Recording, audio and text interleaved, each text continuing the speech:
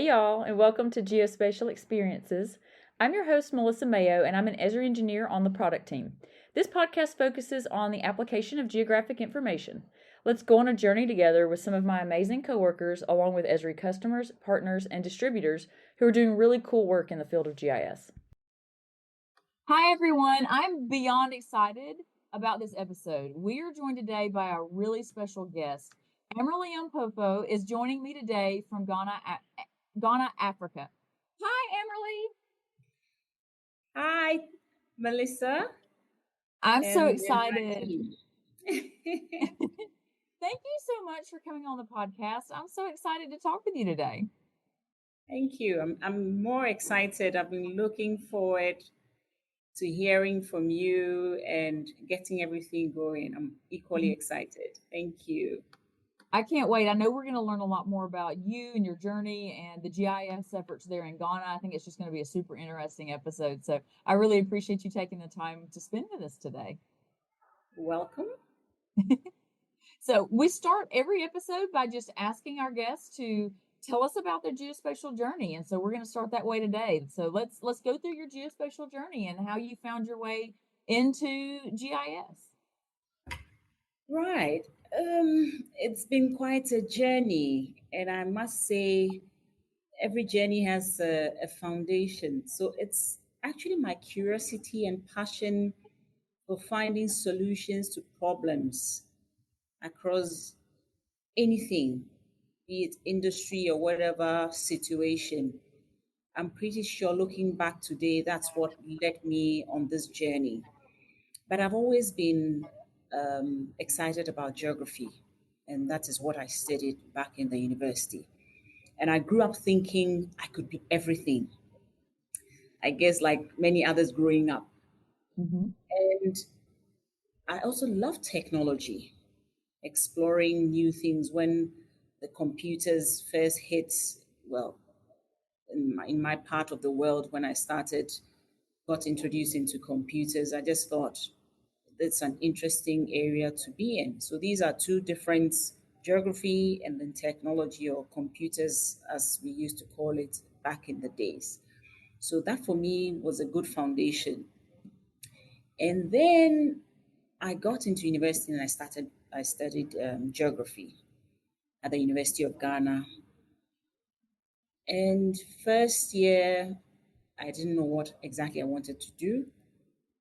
By second year, I become more curious. I thought maybe I'll go into banking and finance. I took a few courses here and there, but I found it it wasn't me in my curious and nature and wanting to do everything. I thought it was very limiting. And then I continued to the final year, that's the third year. And now I was getting a bit anxious. I would soon be out of school and still wasn't sure what I wanted to do. But my final year dissertation was in tourism. And so it started drawing me closer to probably something still related to geography. And then during the final semester, here was my lecturer who was talking about geo information systems, GIS. And he was explaining to us how technology was being used in spatial thinking, solving problems in transportation, agriculture. Think of whatever you could think of spatially or anything with location. So I thought, this is it. This must be exciting. And from that point, I don't recall if there were many search engines back then, but I remember following up with a few people, and someone mentioned to me that there was a distributor in Ghana that was focusing on GIS software, and therefore I could start my conversation from there. And so by the time I was out of school, I sent my CV to this company, very excited. And the first question I got was, what softwares have you used? And that's where I froze in my tracks, because I realized that everything I had done about GIS back then was all theory. And therefore, that took me to the second stage of, so what do I do? This is what I definitely want to do. Again, I began my search. And that is where I applied to a couple of universities in the United Kingdom. And I was lucky enough to get a response from the University of Leeds and was offering a course called an MA or Master of Arts in GIS for Business and Service Planning. And that Super got me interesting. excited. It got me excited because the course structure was in such a way that it was looking at retail decision support, it was looking at geodemographics, it was looking at spatial thinking, it was looking at programming language, then it was Java, and quite a tall list. And I said, this is it. In fact, what excited me even more was the fact that I got the opportunity to do an industry placement. So I said, this was it. So by the following year, I packed off. I was off to Leeds, and that's where the journey of my GIS began from an academic perspective. After my 1 year in Leeds, I came back. And the interesting thing is, I came back to the same company that I applied for the job and were asking me about the software and applications that I was exposed to.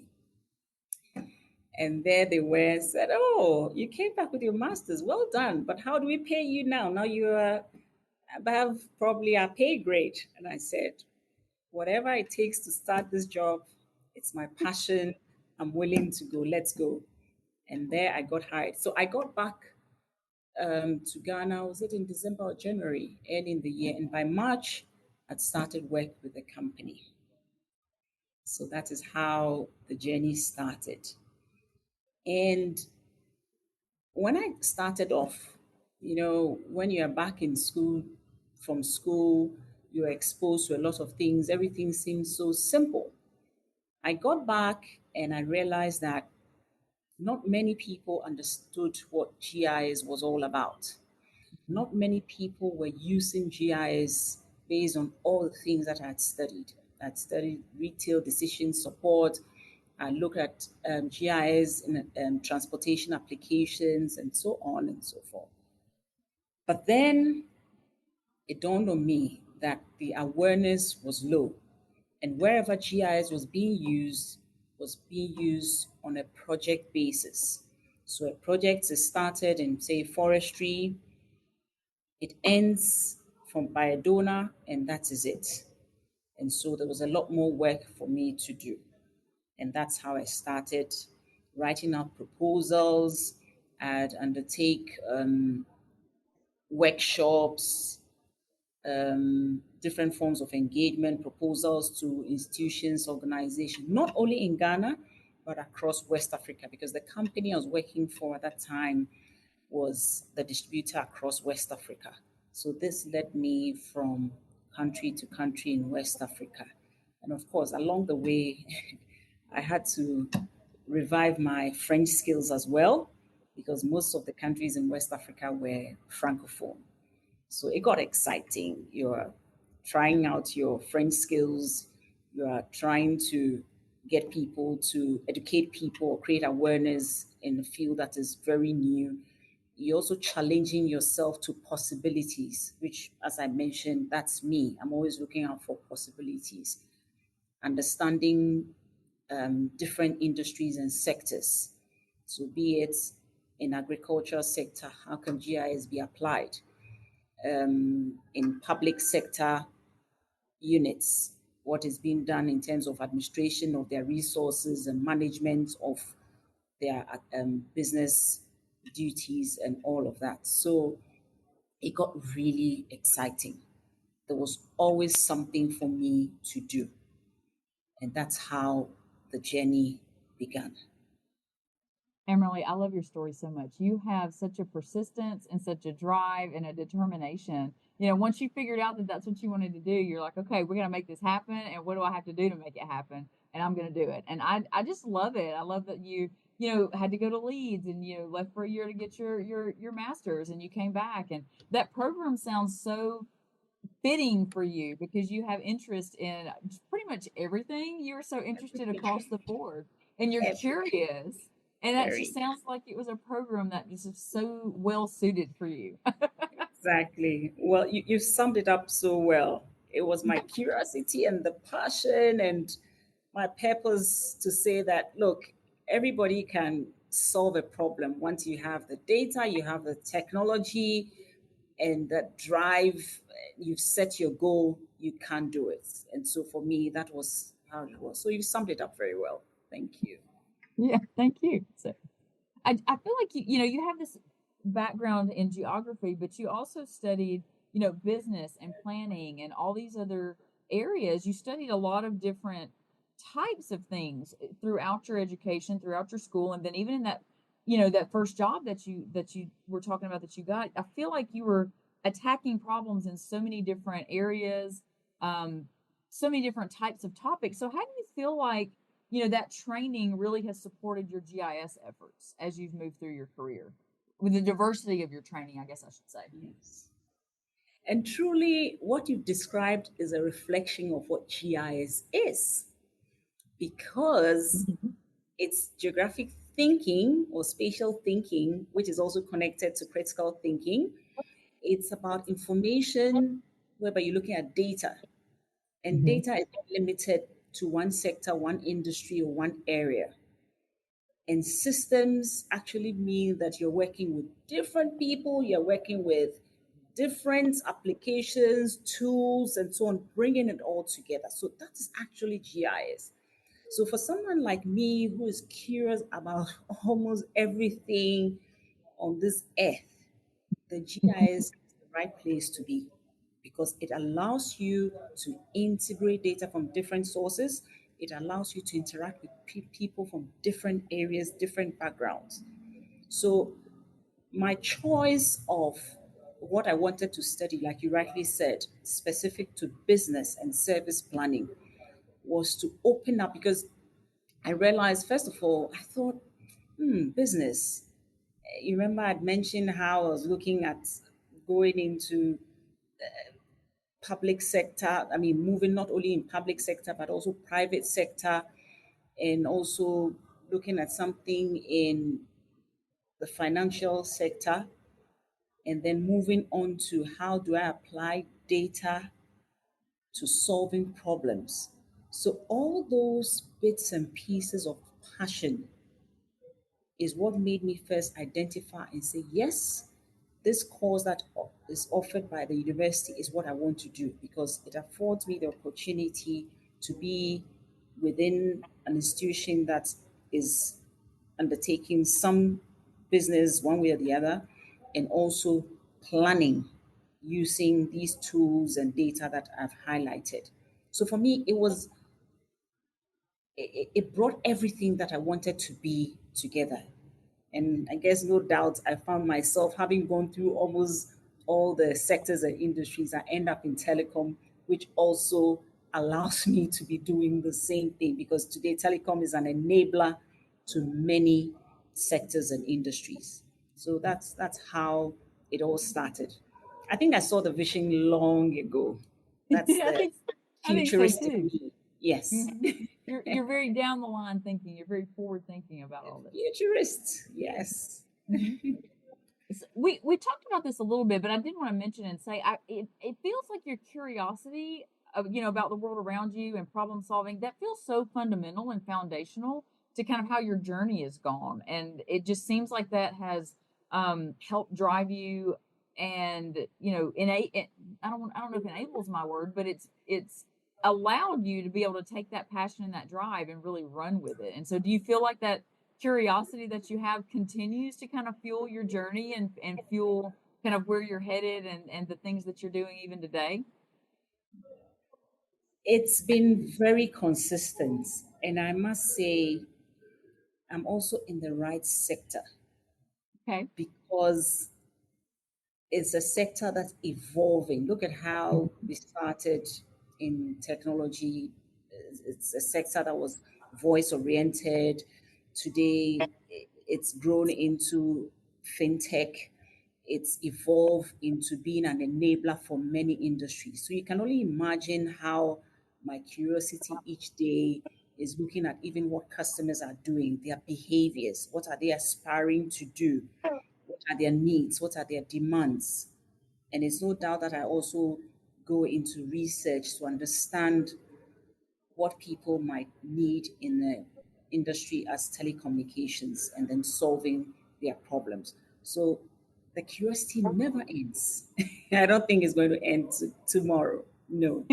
Yeah, I was going to ask, was there a particular area within telecom that you're working that you find especially interesting or that you find you're especially curious about? But it sounds like you have lots of different areas to kind of explore and branch off into. I think it's still within where the world is getting to today, because it feels like I've explored everything, and one area that I would want to get more into, or we are getting into, is the conversation of sustainability. And again, my GIS affords me the opportunity to get into that area, because remember, it's dealing with even more with your environment, Mm-hmm. it's dealing more with the society, it's dealing with getting more trusted data and collaborating, and also using the right set of tools and processes. That's where the governance comes in.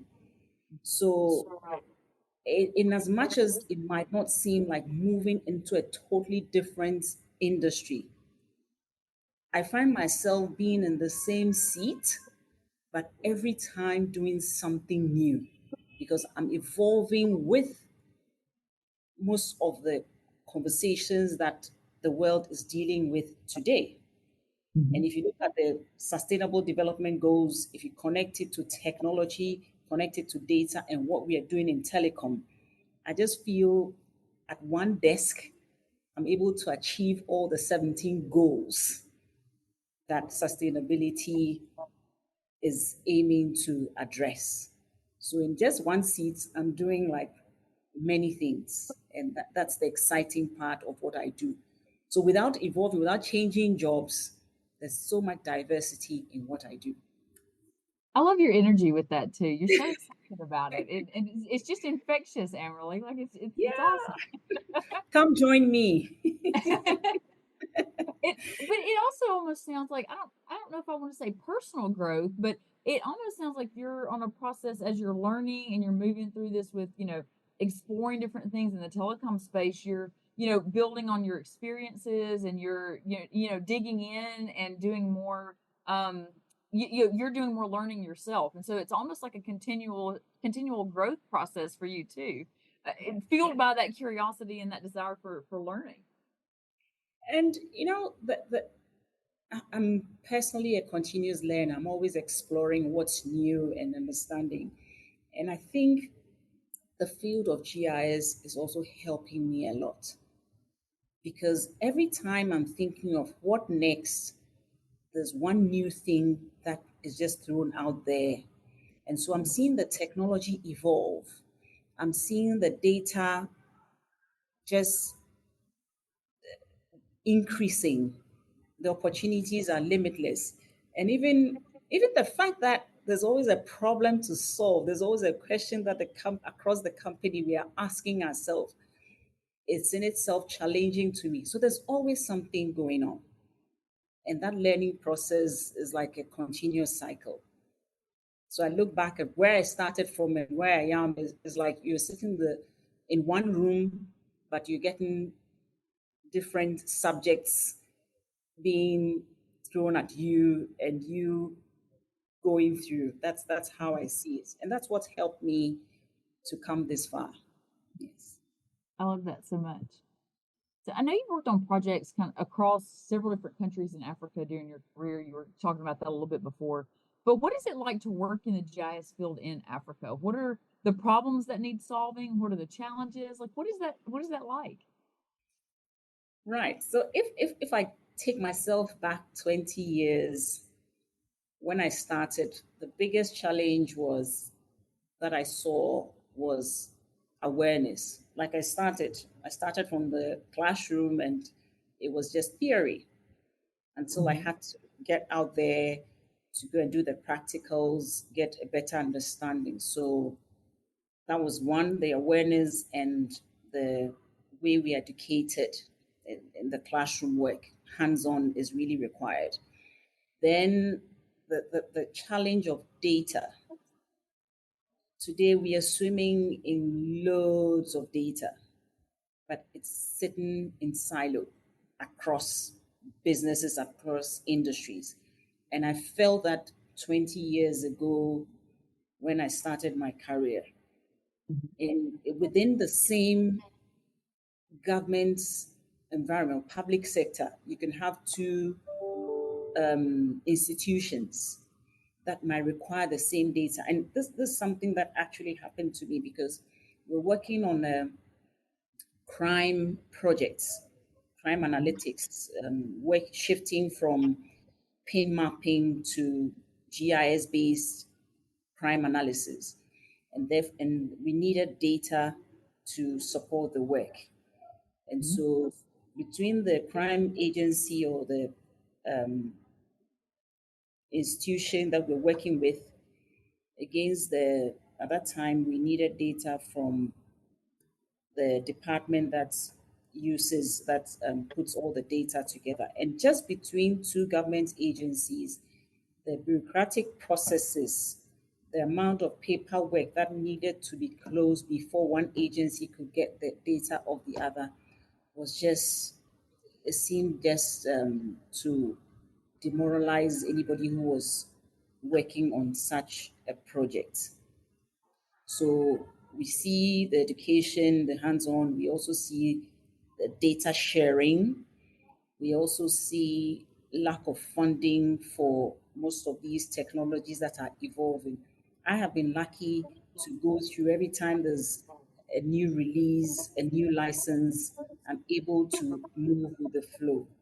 But there are institutions, especially in the public sector, that don't put aside funding to support some of these technologies. And technology is evolving. If you're not able to get the right funding to support it, you'll be stuck along the way. Most of these projects are donor-based projects. It comes to an end, and there's no money that is put aside to support licensing and upgrades and all that. So these are the three, if I should list top three, it would be data, and then the education, hands-on, and of course the funding to support that. And it's I've seen it's improved from 20 years ago, but that has been the key issue of challenges that we are facing in this part of the world. So what kind of efforts or approaches are you doing to kind of mitigate those or tackle those or kind of clear those hurdles as you're working on different projects? I'll use the data elements, and today there's so much conversation about data sharing, data collaboration, their data platforms. Thanks to interoperability, you're able to exchange and share data. So there are a couple of agencies that I work with directly to be able to source data. And one of them is the Ghana Statistical Service, where I'm using population data. So they are the agency that supports the national census data. And in the kind of work that I do, I need at least to have a base of the population, the demographics, understanding Ghana as a whole, what is happening, what are the poverty indicators, and all that. So I cannot just use my data. I don't work in isolation. I need that national level data. So what I see is collaboration. At least it's worked for me. And I believe that if we increase the collaboration among agencies, it's going to be for the good of all, and I mean, particularly our society. So for me, it's the collaboration in terms of That's data. a that's a conversation we've had too with some other people talking about, trying to data share and collaborate and, how much better we can be if we can get that data, in each other's hands to be able to do better and better analytics and just across the board, how much Yeah, more yeah, it improves everybody. exactly. Exactly. Because you hear a lot of people talking about analytics and AI and all that. But the thing is, it doesn't run in isolation. It needs data to get going. That's the fundamental of it all. So it's very critical that we work in collaboration. Mhm. Yes. So I feel like, anytime I've heard about the efforts going on in Africa, it just always seems like the GIS programs there are really innovative and really forward thinking. Can you talk a little bit about why you think that is? Again, taking examples from countries that I've visited in West Africa, like I mentioned earlier, there are a lot of projects that are ongoing. Mhm. And I feel that the projects are because there are a lot of development um, projects happening based on the resources that we have. So, effective management of our resources. There's societal challenges that need to be addressed. So, because most of these projects are starting from scratch, Mhm. there's some level of innovation in how we are applying some of these GIS techniques. So, and I'll use myself as an example in some of the work that I've done. We don't have an addressing system in most countries in Africa, and particularly West Africa. But you still need to address the needs of people. So I Mhm. work in telco.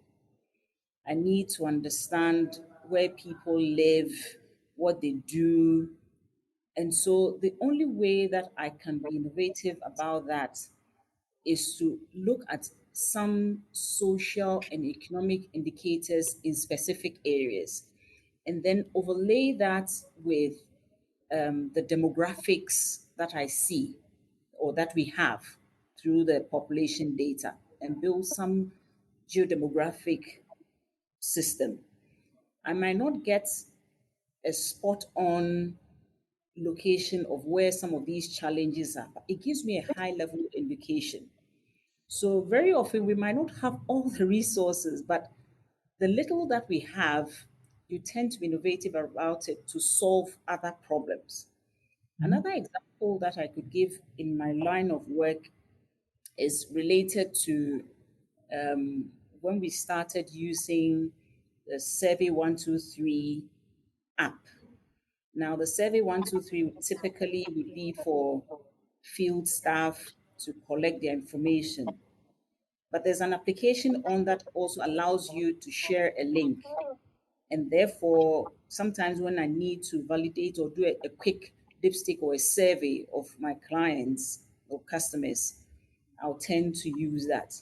So with limited resources, you tend to think out of the box and apply. And I believe that's what other people in different industries and sectors are also doing because Mhm. there's a lot of opportunity. So with the little that you have, you make do of it and you are able to address some of these problems in whatever sector that you're in.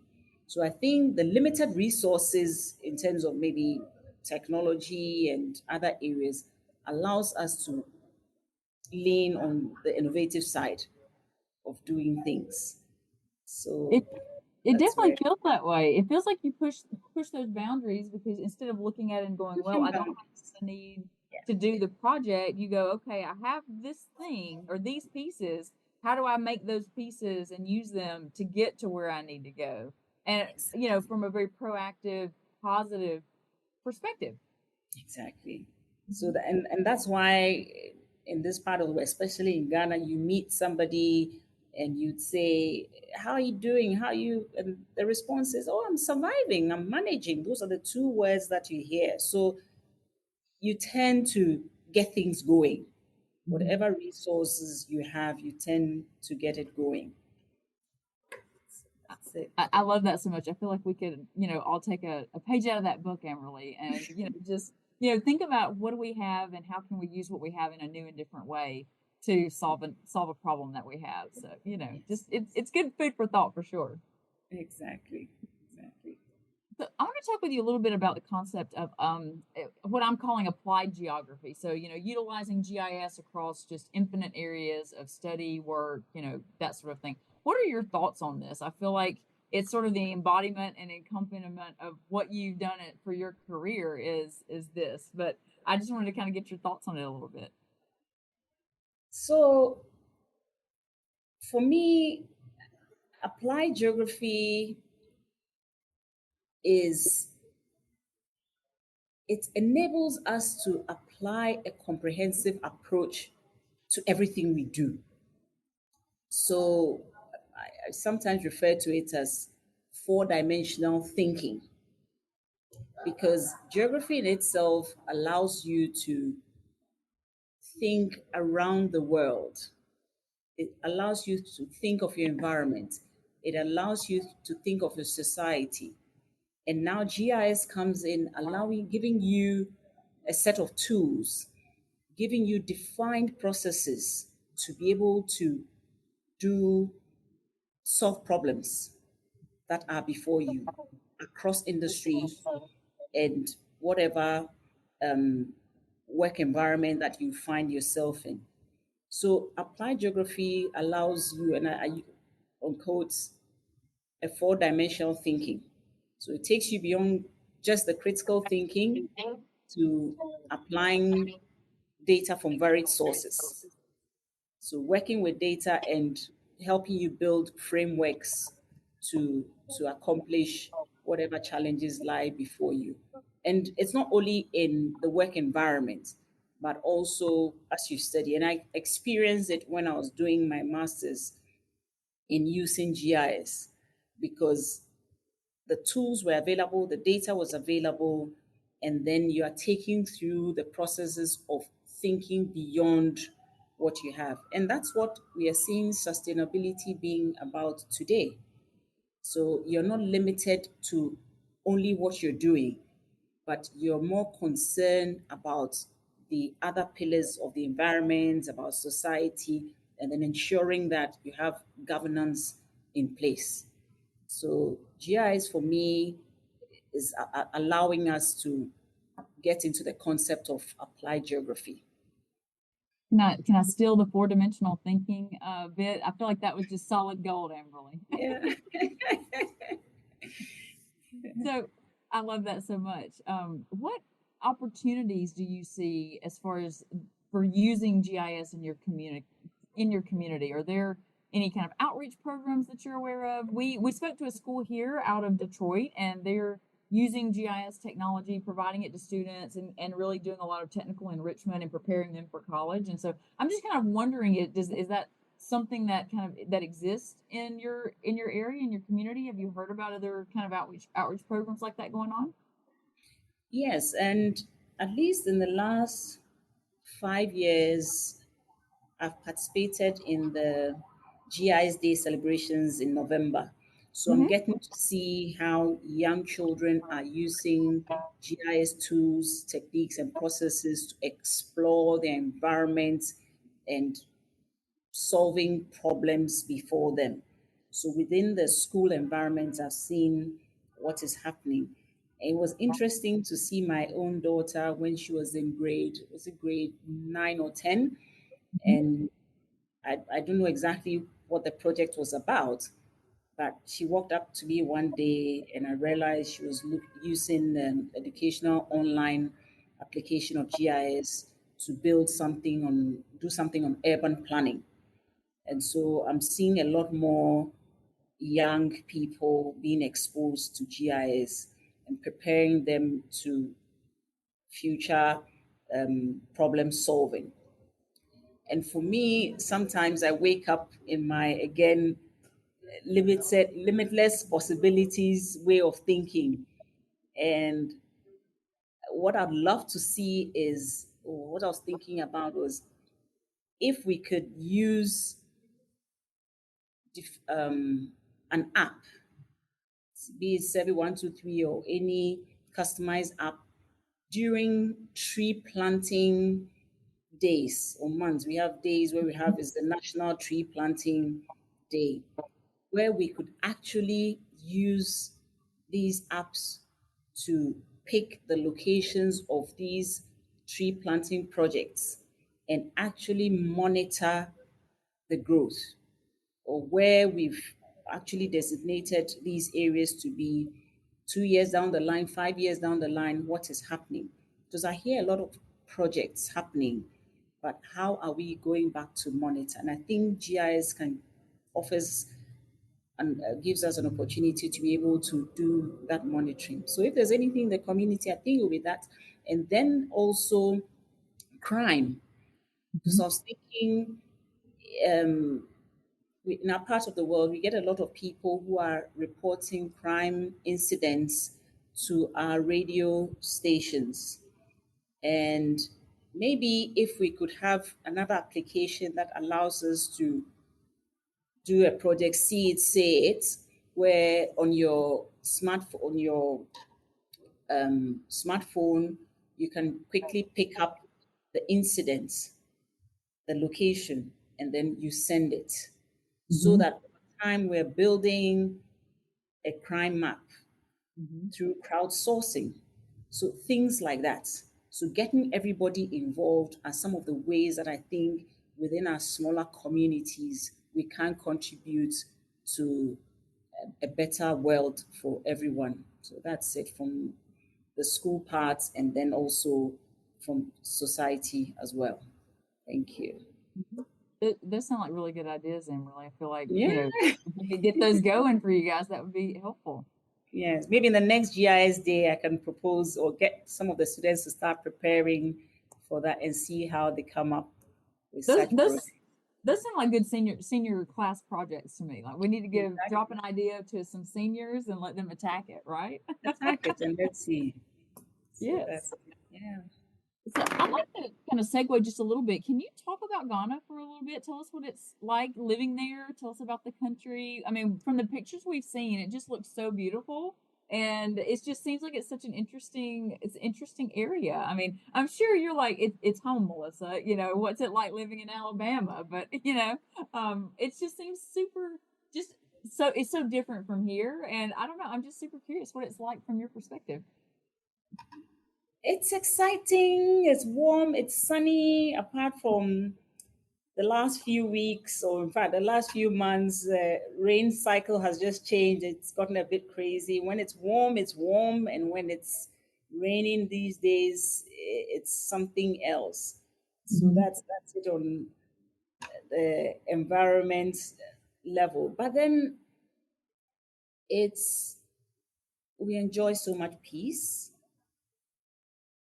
We also have the political stability. Mm-hmm. Haven't had us pick arms against each other because, and I think it comes from the diversity that we share. Everybody, one way or the other, is related to the next person, and therefore, you can't pick arms against each other. You'd shout, you'd fight, but at the end of the day, you realize that you know somebody who knows somebody and is related to the other. So it's like one big family. Mm-hmm. But that doesn't mean that within a family there are no fights. So there are complexities in the country, um, but at the end of the day, I think there's more positive than the challenges. Because sometimes you hear people saying, "Oh yeah, there's economic hardships here and there, and inflation is there, and so on." But at the end of the day, but anyway, I'll take the warmth. I'll take the peace that we enjoy. We don't get people picking up and getting shot here and there. You don't get that in the news often. Once a while, you'd hear some negative news, but the peace that we enjoy and the opportunity that we have just gets us going. And I haven't heard anybody who's visited Ghana and said, "Well, I'm not coming back."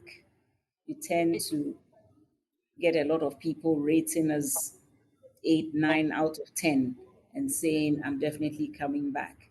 And so December is our peak where you have year of return and you have a lot of people coming in for a lot of fun festivals, music, and there's so much happening in December. So it's fun. That You sounds can definitely amazing. enjoy it. Yes, I want to pack my bag. I want to pack my you bag. should. You should. I'm putting Ghana on my list. You Absolutely. should. You would have fun. So I think that would be anytime. amazing. So, well, thank you for giving us a little sneak peek into Ghana. I feel like I need Yes.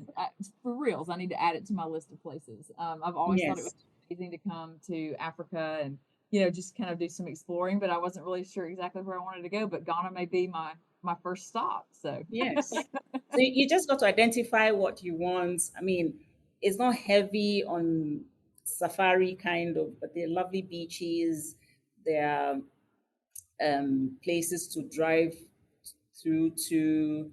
We have the canopy walkway. We have old castles that you can visit, and you can. It's like a drag and drop kind of effect. You can customize your own visits to ways that will suit you. So you just go, what do I want? What time do I want to come in? Am I somebody who wants to be peace and quiet? Then I'm not coming in December. But if you're a music lover and somebody who likes nightlife, then December. Otherwise, it's open all year round. that sounds awesome. I need to get with you again later whenever I get serious about planning and be Yes, like, okay, Emily, let's zero in on this. exactly. Okay. Oh my goodness, I derailed us, but back to the scheduled programming here. Yes. Back um, from your holiday in Ghana, your virtual visits. yes, my virtual visit, absolutely. So I do want to talk about MTN a little bit. So you're man a senior manager for customer insights and analytics at MTN. Is that correct? Yes. And you used Yes. to be in a geomarketing role, and I feel like it's kind of rolled into a lot of more stuff. So we're going to talk about what you do and everything for them. But can you tell us about MTN, what the company does? I know you mentioned you're in the telecom space, but from what Yes. we've talked about and what I've looked up before, MTN is the leading telecom country in Africa, if I remember it correctly. So let's talk about it a little bit and let people understand more about the company and what you do. Yes. So MTN, like you rightly said, has its footprints across Africa, clearly making it the largest mobile network operator and leading digital solutions for Africa's progress. So we have evolved from basic telecom services, voice, SMS, through data, digital, fintech, and pivoting into the platform business and still progressing. So, like you rightly said, the digital solutions and ensuring, and at MTN, we believe that everybody deserves the benefits of a modern connected life. So, it's all about connectivity. So, that is what we stand for, and that's what we offer. So, how does MTN utilize GIS to improve, I guess, the business operations and do business better for you guys and for the customers? Yes. Mhm. So, for MTN Ghana, our GIS is at the heart of the business. I happen to sit in marketing. So, Okay. and that's why I said it started off as geo marketing. Mm-hmm. And this we started about 15 years ago. And like any business, you might start on a very macro level. And as the years go by, you want to get granular, get to understand your market more, and then be more targeted. And that was the reason why we introduced the geo marketing units, which was where I started off from about 15 years ago. Mm-hmm. Now, what it just means, and using GIS to see how it's improved our business, is that GIS has allowed us to apply science, technology, and even art to deliver on our belief that everybody deserves the benefits of a modern connected life, meaning that we are looking at our network resources because that is what we are offering.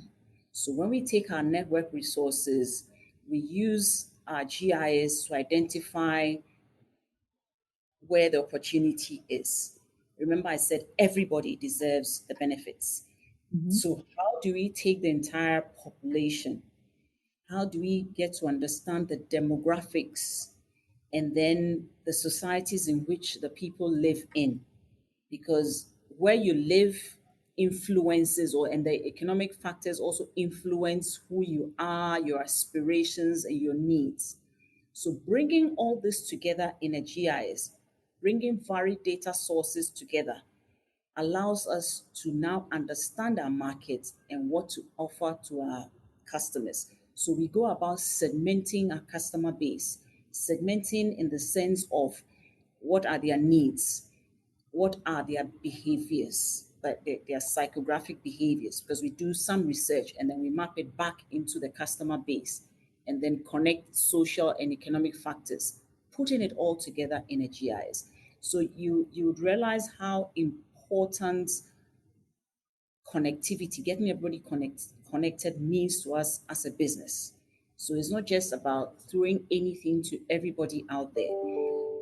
Although we've said everybody deserves the benefits of a modern connected life, you bear with me, anybody else would, that everybody doesn't need the same technology at the same time. Mm-hmm. Some people might need high speed, somebody might need fiber, somebody would need a digital service. It varies. Mm-hmm. So we use the GIS to get to understand the environments within which people operate. We get to understand what their needs are, and that is how we also connect it back into the analytics and then get products and services targeted to the right people. And this is done both online and offline, meaning that you can integrate through smart ways of value management, and you can also identify specific locations that sales teams can prioritize. And this is what we call our micro market prioritization. So we use the GIS to develop applications or priority areas for this purpose. Sounds like you're really trying to kind of meet your customers where they are for whatever type of technology they can utilize best, and kind of gear that to where they're going to have their best experience. Am I hearing that correctly? Exactly. Okay. So it's like personalizing the services that they require from us. And like I That's so use the interesting. technology, we're in a technology business, but it's not everybody that needs the same technology at the same time. Some people might need basic services, some people might need advanced services. So categorizing the market or segmenting the market is the key to, and that for that reason, the geo marketing that we undertake. That's a really interesting approach. Yeah.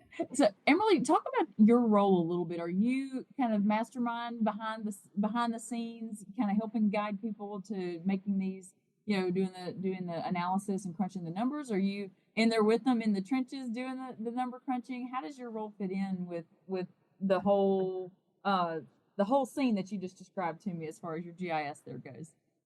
Yeah, and like I mentioned, it's at the heart. Mm-hmm. So in a business like MTN Ghana or MTN, marketing is the heart of everything that we do.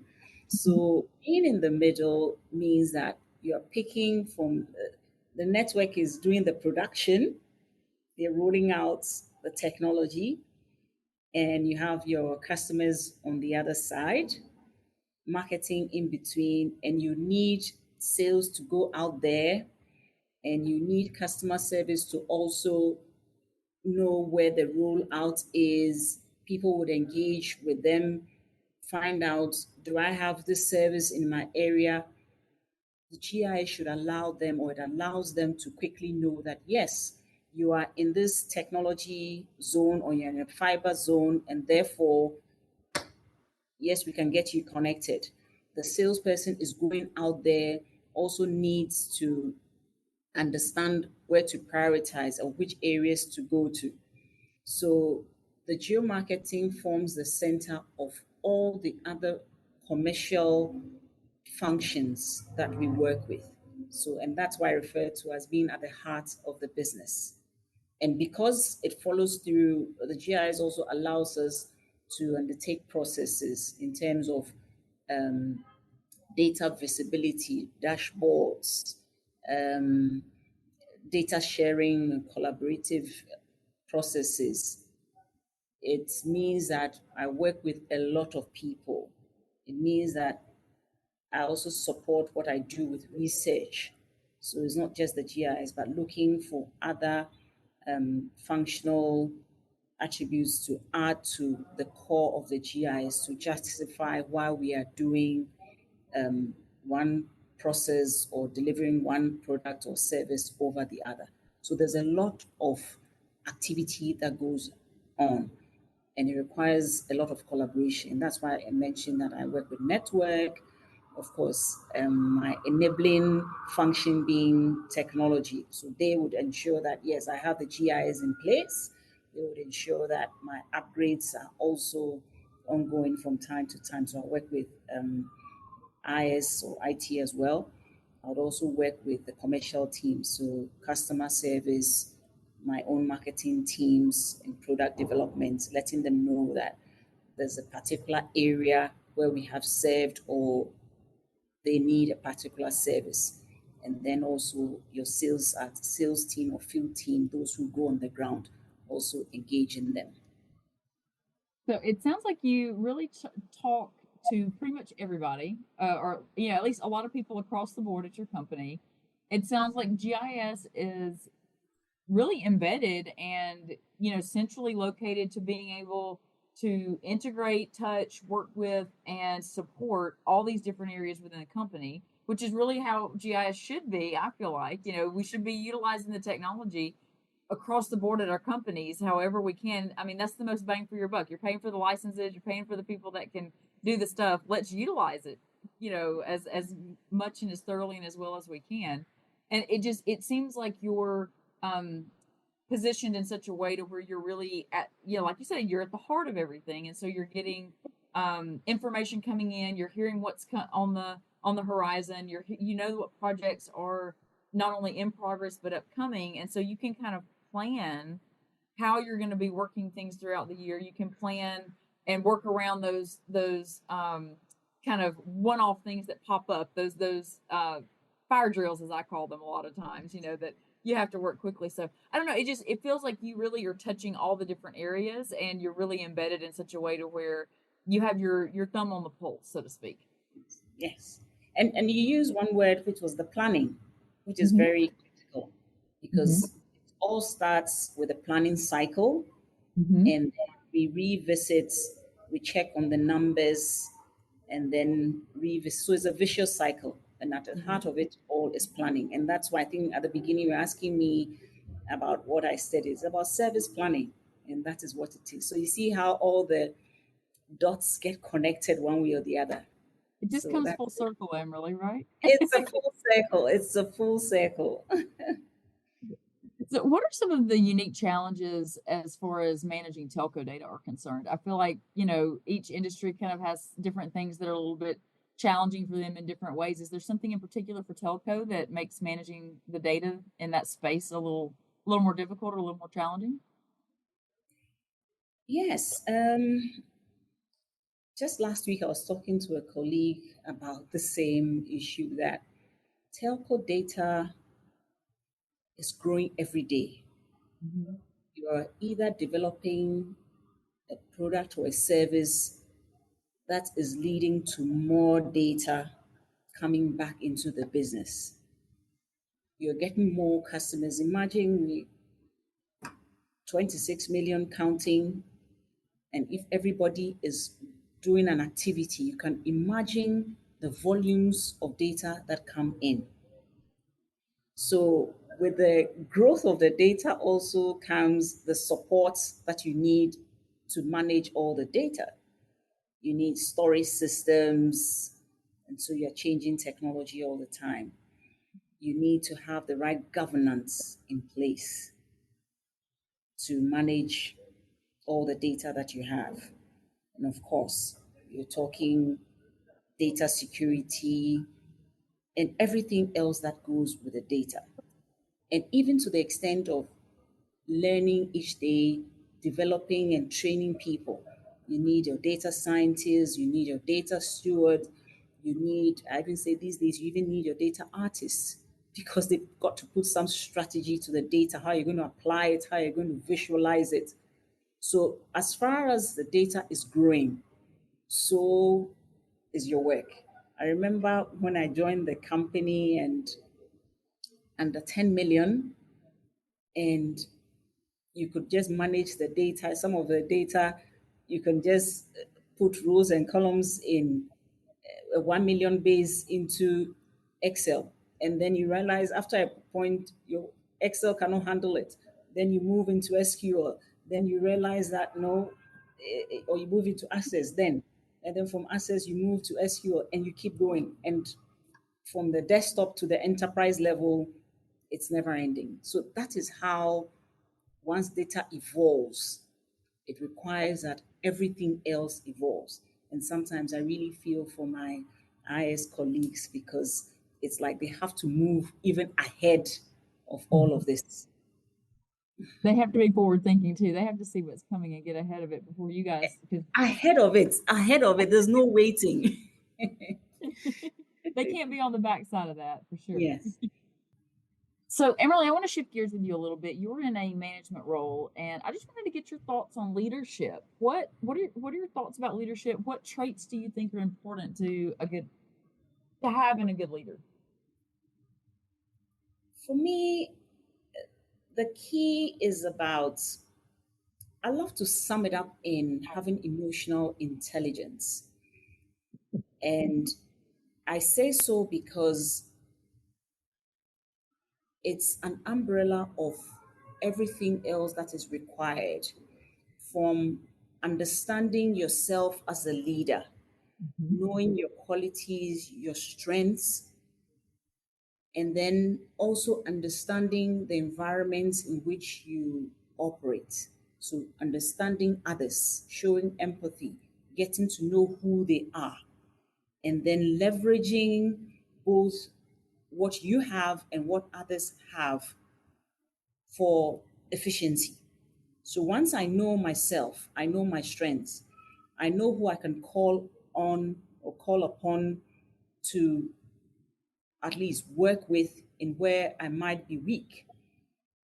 And then for me, as a leader, having a purpose, standing on your belief, being authentic, for me are the qualities that I look out for. But it's all summed up in having emotional intelligence because you just are able to work with people. So you can have it all, you know the vision, you know where we want to get to. But if you don't have that emotional intelligence, how can you motivate yourself and how can you motivate your team and our fellow leaders to get the best?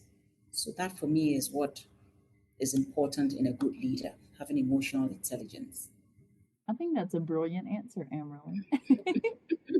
I do a lot of leadership study and leadership reading, and you're tracking in the lines of the Simon Sinek's and the Brene Browns and all Yeah.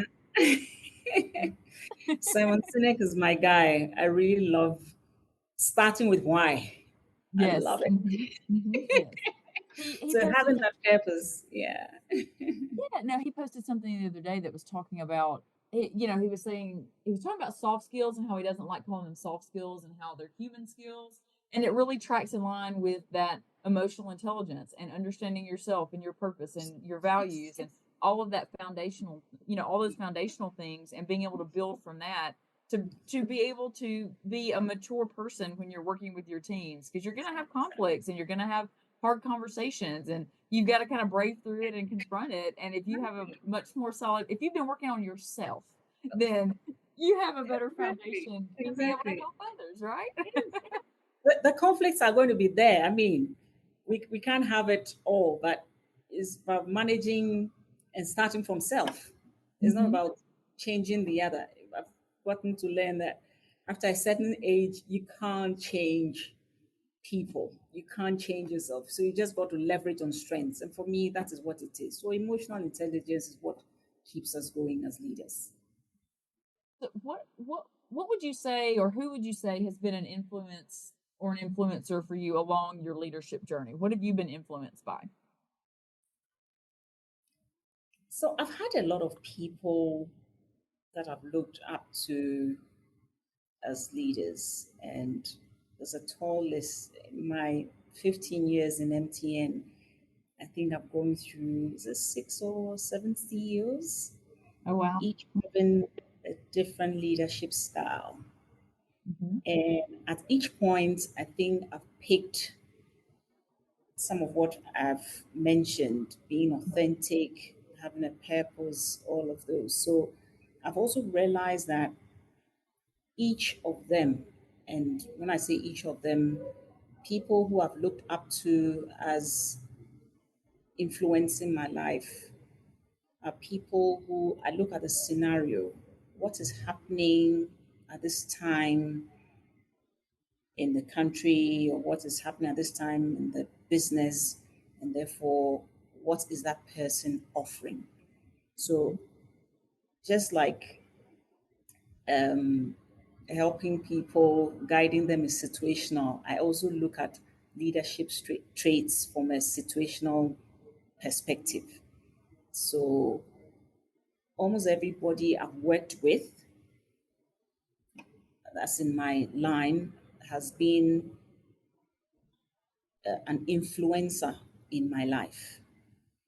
And even my chief commercial officer at this time, I look up to him and I say, he has his style. I can't change him. But there were times when, in fact, each time I go and speak to him um, on a project, he would explain and tell me, oh, you've got to do this and do it that way. And sometimes, because I'm a visual person, I sometimes miss out on what he might be explaining. Mm-hmm. Over time, I realized that I would offer him a paper and a pen and say, is it okay to just draw out what you're talking about? And it just got us going. Mm-hmm. So, in a way, I've learned from him that as a leader, you got to be flexible about how others want to learn. So I've seen that flexibility in him and it's helped us. There are others who might not see it because, like, I just can't get what he's saying. But I said, I know what kind of learner that I am. If you don't draw it, and I believe that's why I'm a geographer, if you don't Mm-hmm. draw it, I might not see it. So I've gotten him to draw it and then I get it. So I have different influences in leadership that have influenced me. And also, once upon a time, I had a coach. My coach also influenced most of the things that um, I'm doing now, even rethinking how I work. Um, I used to think at a point, people wouldn't believe it when I say it. I thought I was kind of an introvert. I like to keep to my little corner and do things and be very comfortable. And my coach spoke to me and said, you know what? You've got to challenge yourself from your comfort zone. And I've taken up a lot more responsibilities and it's got me going. So my coach has also helped in a way.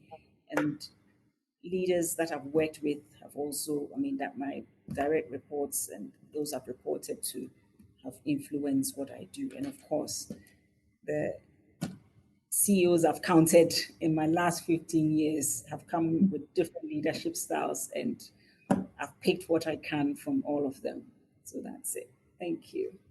I think that's a really good approach, though, Emily. You're just kind of picking and learning, and kind of Taking and getting things learning, along the way. situational. Mhm. So, how do you feel like you've influenced your teams with respect to utilizing new GIS technology and solutions? How do you make those transitions with them, and how do you keep people positive about moving forward? Because we get set in our ways, and we like the way we've been doing stuff, and it's kind of hard to get people to want to shift. So, how do you have that positive influence on them to get people to be okay with moving forward and moving on? Yes. I'll use one example. And when we started as a GIS team, my colleagues and I, it wasn't easy trying to convince our field team, our sales team, when they went out on areas that we had prioritized, where to focus, where to target.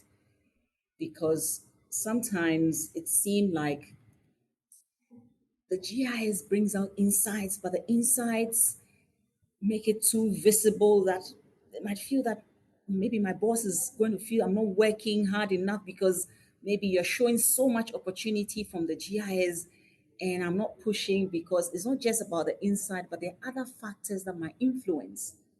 So over time, I wanted them to feel comfortable when we use the 7123 to look to share insights as to areas to prioritize. What I told some of the field team members was this is in no way to expose you that this is the opportunity that you have and you're not working. We do understand that there are other factors that will influence the sale. So anytime you're out there and maybe the opportunity is to make a sale of 10 people or sell 10 products, if you're not able to do that, once you're on the field, use the Survey 123 app to collect insights from the field and bring it to us so that we can use it to build on the work that we do. And through that, I realized that it made a lot more of them comfortable because they realized that it was a collaboration. I needed them just as they also needed the insights that we had shared. So those are some of the things, making people feel comfortable, making people know that it's okay to fail, making them know that we can learn from our failure. Once they know that, they're comfortable. And in any technology, people will initially shy away because they might feel it might expose them. It's not everybody who is on the same technological level. So you don't want to sound so complex. Sometimes even the geo itself seems so, what are you talking about? So very often in the work I do, I tend to demystify these. And I'm so happy that today there's a lot of integration on our GIS tools with integration into Teams, into integration with Power BI and whatever tools people are using. So that has been how we've been able to work together, making people comfortable in the tools that we use in GIS. So that's Yeah, I love that so much because, like you said, sometimes it can feel scary to people when you know you're getting a new technology or you're getting a new product or something in, and you're just like, oh my gosh, what am I doing? yes. So I love that your approach is to demystify it though and break it down and yeah, and just kind of back to the meeting people where they are theme, Amerley. Yes. Just trying to Yeah. make sure that you're taking care of them. Take care. Exactly. During your career, how do you feel like, or I should say, across the the span of your career, how do you feel like technology has changed? How have you seen technology change and evolve since you've been in the business? So I've seen technology evolve to be more convenient. That's Okay. what it is. Technology has become real time. And I go back again when I started my GIS, especially, um, was it, yeah, about 15 years ago when you did something in GIS, you might want to save the outcome in PDF and then email it to the next person to, but today they are dashboards Mhm. in real time. Yeah, this couple of weeks ago, I was working on story maps with a colleague. And what it just meant was I was writing out the story and sharing the insights. And from his desk, wherever he was, whether he was working from home or wherever he was sitting, he was also updating.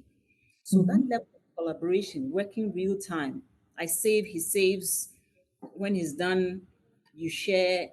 So technology for me has become easier to use.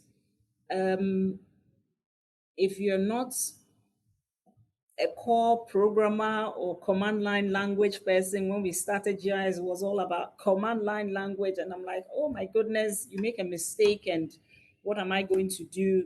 It's no longer about that. Click of a button, and you're there. If it's about the codes, there's a library, somebody uses it, you can save it, pick it up, change one or two things, you got it going. So it's become convenient in almost all the aspects. And for me, the collaboration is just amazing that I can do my work, I can share it in whatever. If it's mobile application, I push it to you, you have it. It doesn't have to be just the desktop. You can share work online, and the possibilities are just limitless.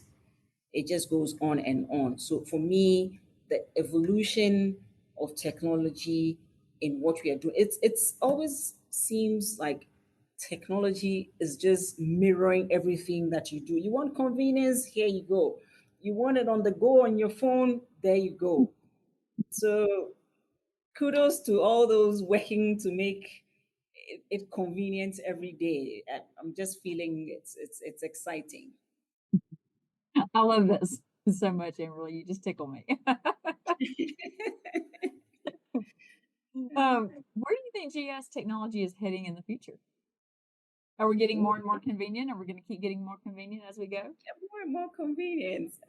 You're talking generative AI, pervasive, intrusive, everything.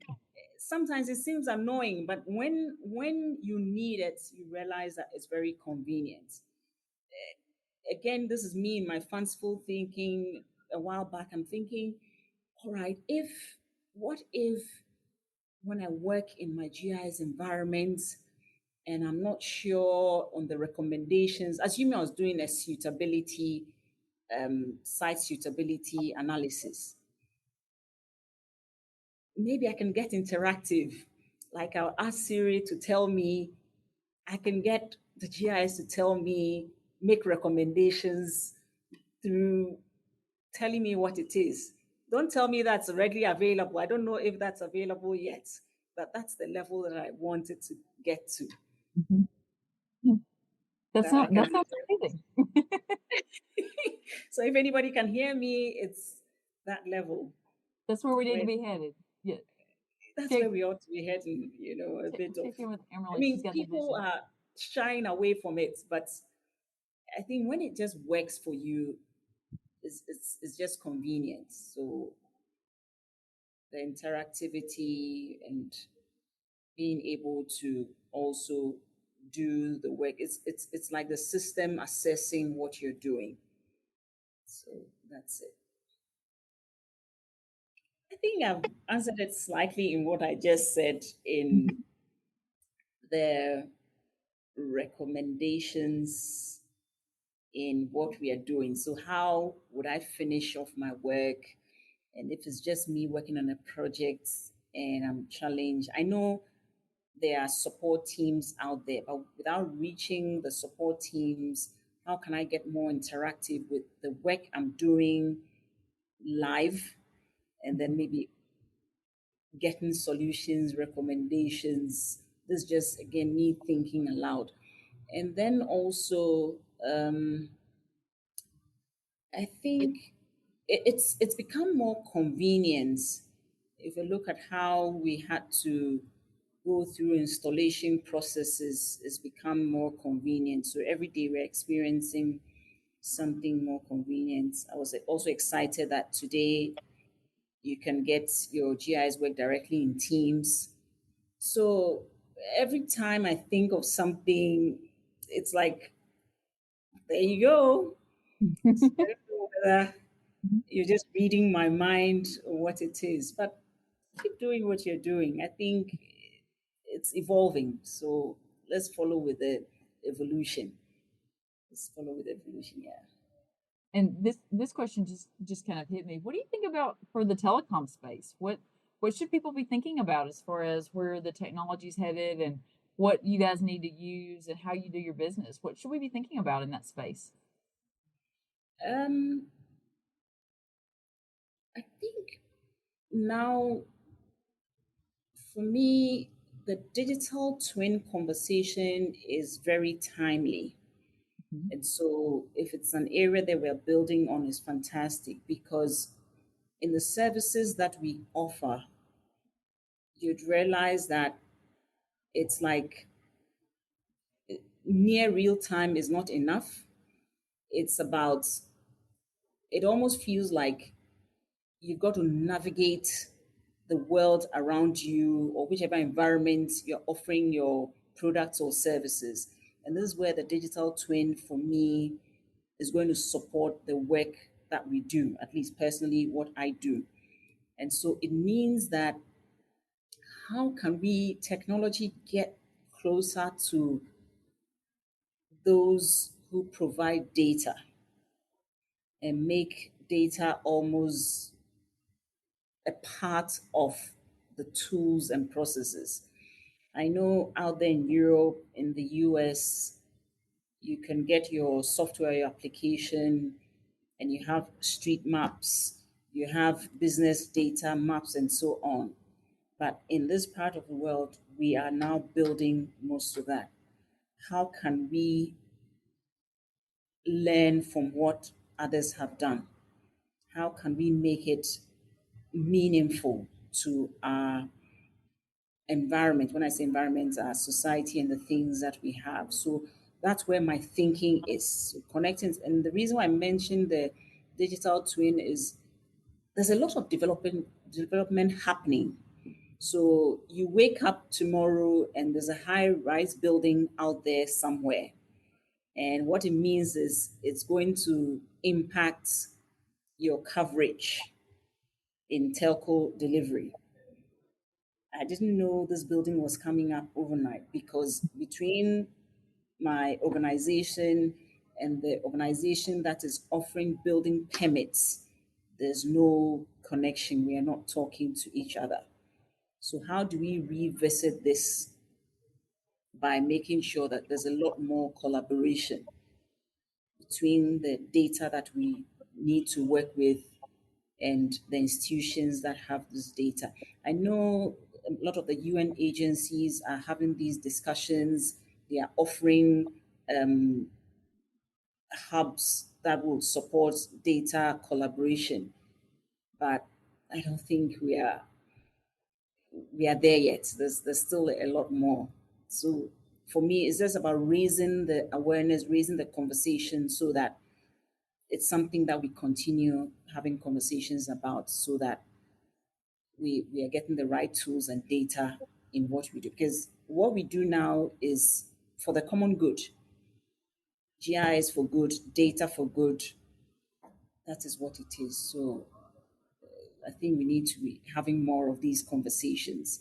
And of course, it has to move beyond conversation to getting it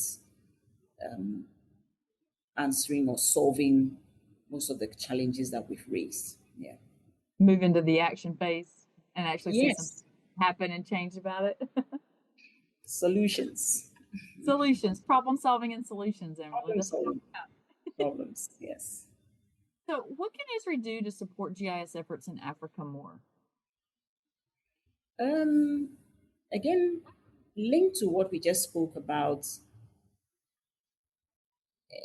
I tend to see conversations for Africa linked to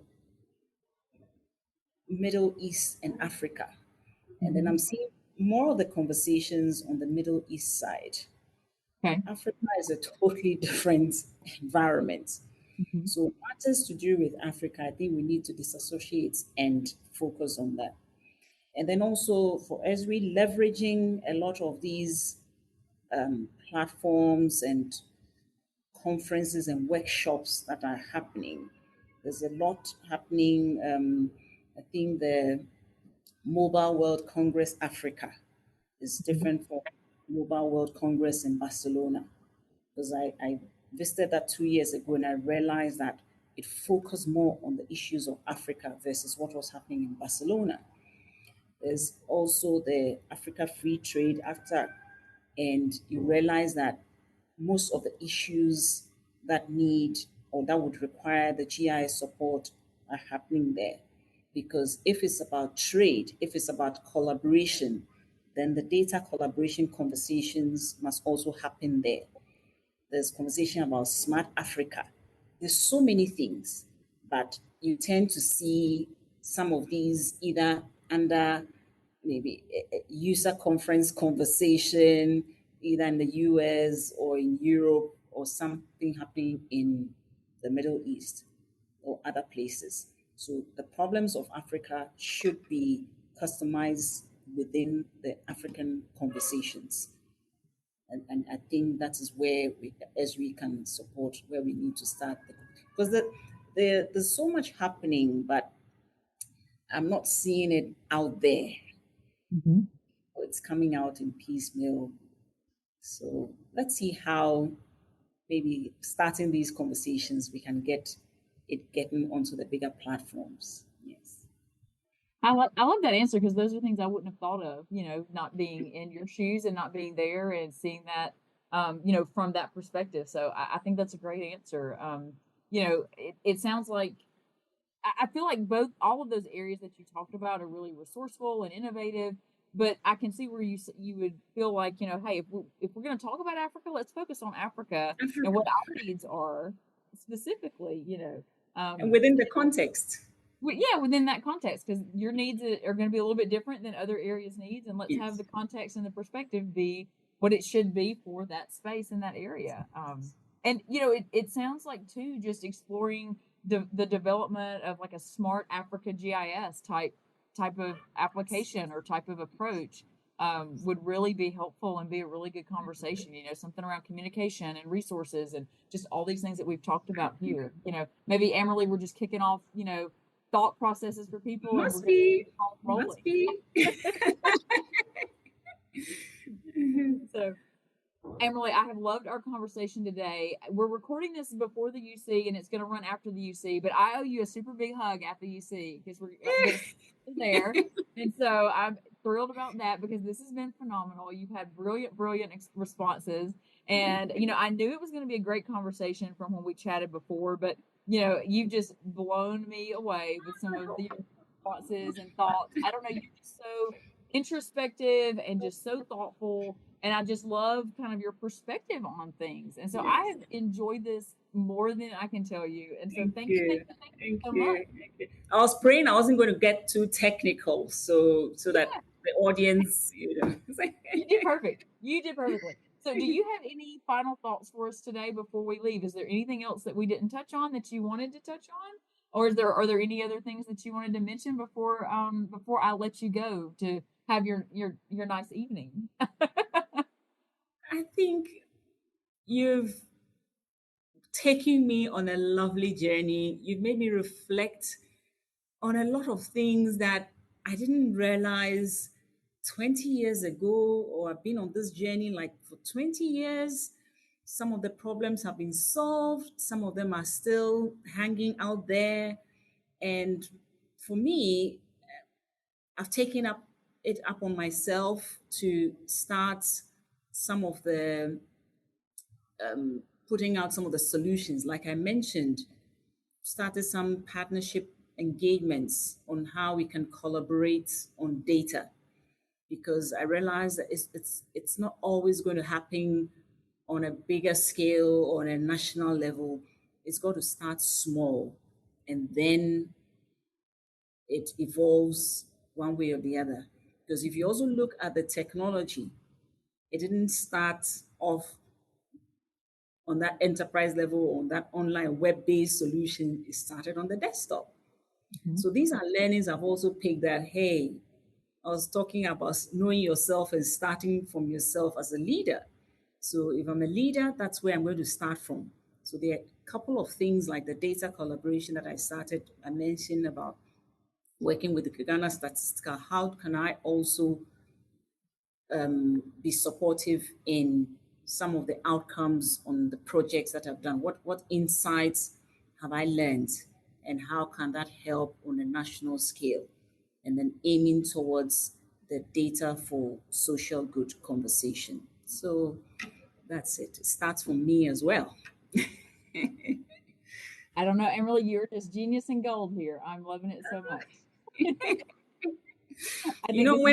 When passion and purpose meet, it's something else. And of course, combined with a Melissa who is also, you have something that just brings out, I don't know what it is about you. Yeah, you have a je ne sais quoi. Yes. And I remember you mentioned that this can go on and on. I'm like, oh, maybe we can go on further. When you said, oh, can we go on? I was like, hey, we can do another 2 hours. It's my my southern roots. We can chat for forever. We can sit on I the front know, porch and right? drink sweet tea, and we Yes. can chat for forever. Yes. Yeah. That's been good. I'm really grateful. Yes. Thank you so much.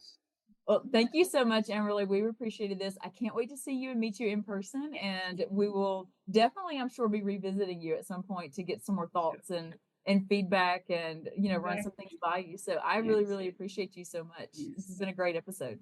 Yes. And well done to you and the team. This is an awesome job you're doing. My conversation with Amerley was just, I don't know how else to say it. It was just so fun. She's such an interesting person, and she's had such an interesting career.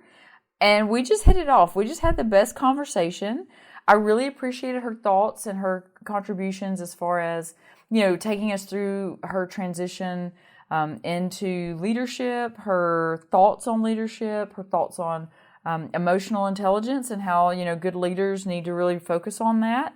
I thought she really did an amazing job walking us through the GIS space in Ghana and talking about some of the projects and the challenges that they have. So I just really, really enjoyed it. I felt like it was a really great conversation, and I really appreciate Amerley for agreeing to chat with us and allowing us to bring some of those topics that are of interest and intrigue in Africa to the podcast. I just really appreciate her for that. I thought she did a great job.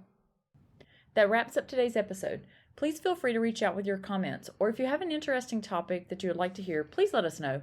Thanks again for your time, and tune in for our next podcast.